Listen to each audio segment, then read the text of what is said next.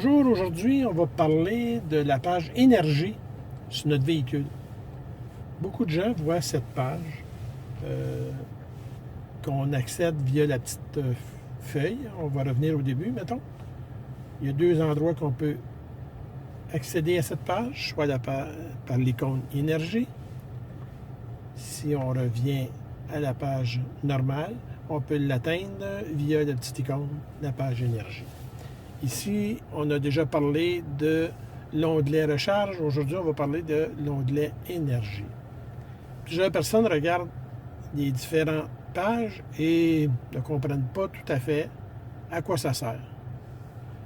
On va commencer par la première page, qui est la page du débit. Le débit, ici, on voit notre batterie qui est complètement chargée. Chaque segment équivaut à 5% de la batterie. Si on les compte, il y a 20 segments. C'est une façon de savoir le pourcentage de batterie qu'on a utilisé. Ensuite de ça, quand on roule, il y a des petites flèches bleues qui partent de la batterie vers les roues. Et quand on décélère ou qu'on régénère, ce sont des petites flèches vertes qui vont vers la batterie, indiquant qu'on retourne de l'énergie dans la batterie. On va passer à la page détails. Ici, c'est les détails, les données, si on veut dire, depuis la dernière recharge complète. Sur cette page, on voit notre consommation moyenne au 100 km de kWh pour la durée de vie du véhicule. En ce moment, j'ai 26 290 km. Ma consommation moyenne pour la durée de vie du véhicule est de 17,9 kWh au 100 km. Si on descend plus bas, ici, on a ma dernière sortie depuis la recharge complète.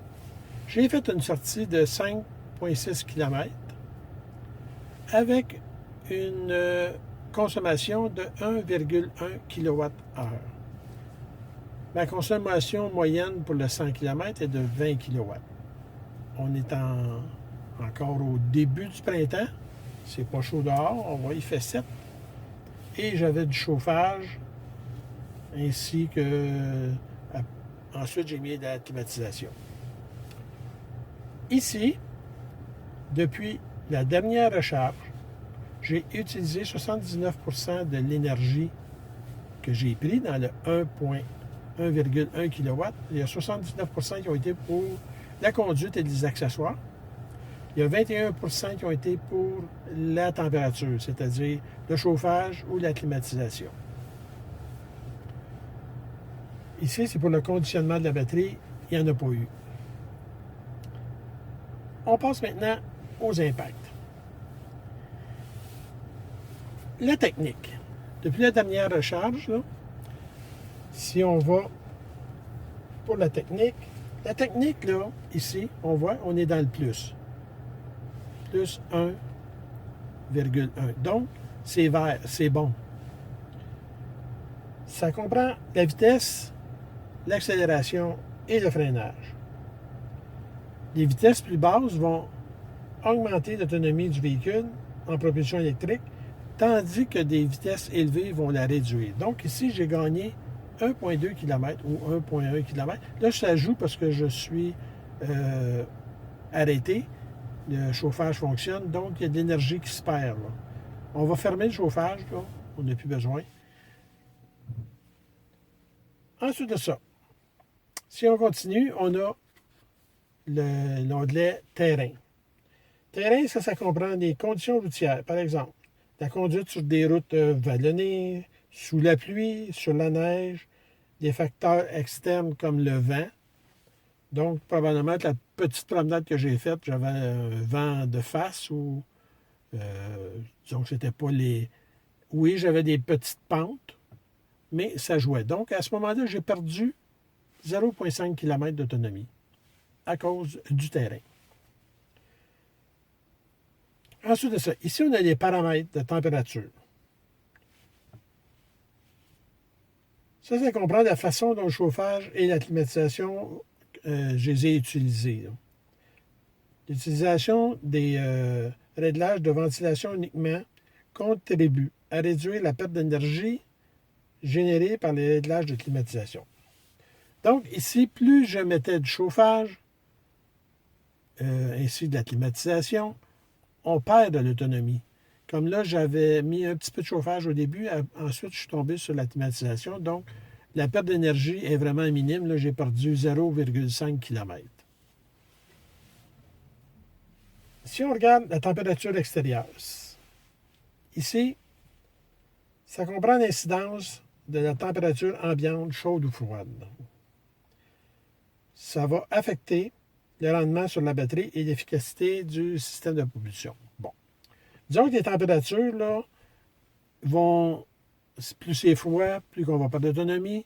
Si la température est parfaite, il n'y a pas de vent pour la technique et tout, là, ça devrait se tenir ici. Mais si on va vers le vert, on gagne de l'autonomie. Si on va vers le orange en descendant, on perd de l'autonomie. Donc, on voit ici, on a 3 paramètres. Avec de l'orange, j'ai perdu de l'autonomie à ces endroits. Par contre, ma technique de conduite était parfaite. Je gagnais de l'autonomie. On va passer maintenant à l'historique. L'historique, là, ça affiche des graphiques. On voit un graphique, là. Ça indique l'historique du rendement énergétique au cours des derniers 50 km. OK? Donc, c'est vraiment les 50 derniers kilomètres. C'est avec ça que ce qu'on appelle le gasometer, là, que ce qu'on voit dans le tableau de bord, là, que la distance, l'autonomie descend ou monte, là, c'est à cause de ça ici. C'est ici que ça se calcule, les 50 derniers kilomètres. Si on conduit à haute vitesse, si on ne fait pas attention, des freinages brusques, tout ça, on va perdre de l'autonomie. Le point actuel ici, là, celui qui est en jaune-orange, il indique la valeur moyenne des derniers 5 km parcourus. OK? Donc ici, on voit les 5 derniers kilomètres, là. C'est les kilowatts au 100 km qu'on voit.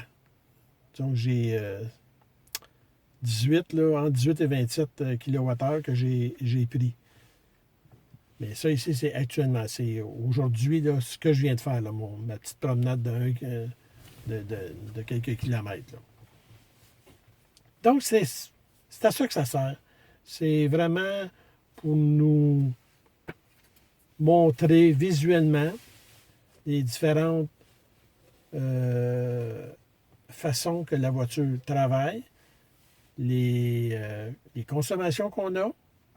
Puis, en d'autres mots, là, c'est pas compliqué, c'est l'historique. C'est l'historique de notre conduite.